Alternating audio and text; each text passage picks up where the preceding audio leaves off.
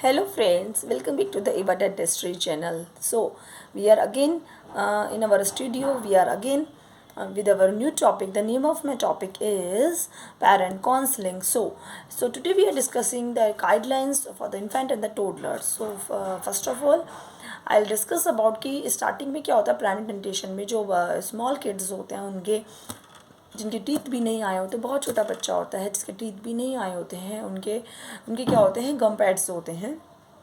तो जो गम पैड्स होते हैं हमें पेरेंट्स को उनका इमरजेंस ऑफ जो पीरियड ऑफ इमरजेंस है उसके बारे में एक्सप्लेन करना पड़ेगा, ओरल स्टिमुलेटर बताना पड़ेगा, ब्रक्सिज्म के बारे में बताना पड़ेगा, और importance of gum pad, importance of oral hygiene, importance of oral hygiene status, ये सब हमें पेरेंट्स को एक्सप्लेन करना पड़ेगा।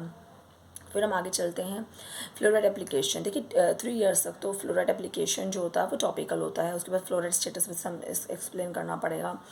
और आफ्टर 3 इयर्स क्या होता है, सिस्टम में फ्लोराइड एप्लीकेशन शुरू हो जाता है। देन क्या हुआ कि ये हमें ये चीज़ देखनी पड़ेगी कि यदि आपके जो टॉपिक है कि यदि जो बच्चा है वो उसमें क्या है, कोई ओरल ट्रॉमा तो नहीं हो गया। यदि ओरल ट्रॉमा हो गया तो आपको इमीडिएटली डेंटिस्ट के पास रेफरल के लिए डेंटिस्ट के पास इमरजेंसी में आपको बच्चे को ले जाना पड़ेगा। और उसमें हमें देखना पड़ेगा कि जो है यदि बच्चा वॉकर से लर्न करना सीख रहा है उसको गाइड करना पड़ेगा पेशेंट को। Then car seat and patient should be proper mother slab, वो चीज़ एक्सप्लेन करनी पड़ेगी। देन देन हमें प्रॉपर अरेंजमेंट रखना पड़ेगा कि यदि कोई इमरजेंसी में कोई बच्चा आता है, ओरल ट्रॉमा में आता है, तो इमीडिएटली उसको डेंटिस्ट के पास रेफरल करना पड़ेगा। और यदि हमारे पास वो सुविधा उपलब्ध नहीं है तो हमें हायर सेंटर्स पे उसको रेफर करना पड़ेगा। और पेशेंट यदि बच्चा जो वॉकर से लर्न करना सीख रहा है तो उसको गाइड करना पड़ेगा। और यदि बेबी वॉकर बेबी सीटर में है तो कार सीट में है तो उसको प्रॉपरली गाइड करना पड़ेगा कि मदर स्लैप में प्रॉपर रहे वो। और देन वी हैव कि यदि आपका बच्चा जो है थंब सकिंग हैबिट उसकी है तो उसको इल इफ़ेक्ट्स बताने पड़ेंगे। यदि आपका बच्चा जो है sucking habit non nutritional sucking habit है तो आपको एक्सप्लेन करना पड़ेगा कि किस तरीके से आपको पैसिफायर का यूज़ करना है। और बॉटल हिप फीडिंग हैबिट्स उसको एक्सप्लेन करनी पड़ेंगी। और इम्पॉर्टेंस ऑफ फूड इनटेक बताना पड़ेगा for the growth and development of the child. और आपको ये एक्सप्लेन करना पड़ेगा कि जो हमारे शरीर के लिए दांतों की कितनी अच्छी आवश्यकता है। हमें बच्चों जो उनके दिमाग में मिथ्स हैं about oral hygiene non oral hygienes habit उसको हमें क्लीन आउट करना पड़ेगा। और हमें उनको ये भी समझाना पड़ेगा कि किस तरीके से हमें प्रोडेंटल विजिट्स करनी पड़ती है डेंटिस्ट के पास हर 6 मंथ्स में, और फॉर द प्रॉपर चेकअप। और हमको उनको बताना पड़ेगा कि जो आपका फ्लोराइड एप्लीकेशन है उसके अंदर आपको बच्चे को एक सॉफ्ट ब्रश मंगा कर दें आप, साथ साथ एक पीस टूथपेस्ट यूज़ करेंगे। और उनको proper tooth brushing habit explain करनी पड़ेगी, किस तरह से आपको अपनी proper tooth brushing habit use करनी है। और साथ के साथ यदि आप उसको बच्चे को बॉटल से फीड कराते हैं तो बॉटल फीडिंग का जो तरीका है वो एक्सप्लेन करना पड़ेगा। और हर फीडिंग के बाद गम पैड्स को प्रॉपर्ली क्लीन करना पड़ेगा सॉफ्ट क्लॉथ से, ये चीज़ एक्सप्लेन करनी पड़ेगी।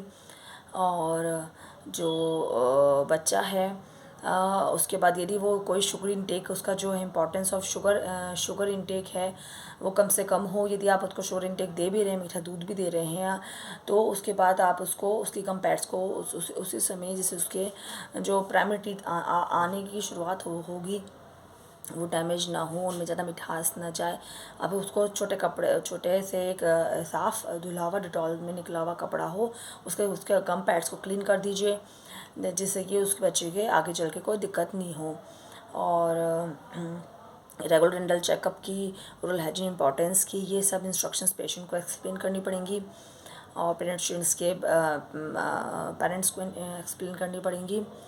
और जो है बॉटल फीडिंग है किस तरह से की जाती है, क्या उसका इम्पोर्टेंस है ग्रोथ एंड डेवलपमेंट के लिए, बच्चे के टीथ के डेवलपमेंट के लिए, बॉडी डेवलपमेंट के लिए, and all the muscles and TM जो बोन्स के ग्रोथ के लिए, वो चीज़ हमें एक्सप्लेन करनी पड़ेगी।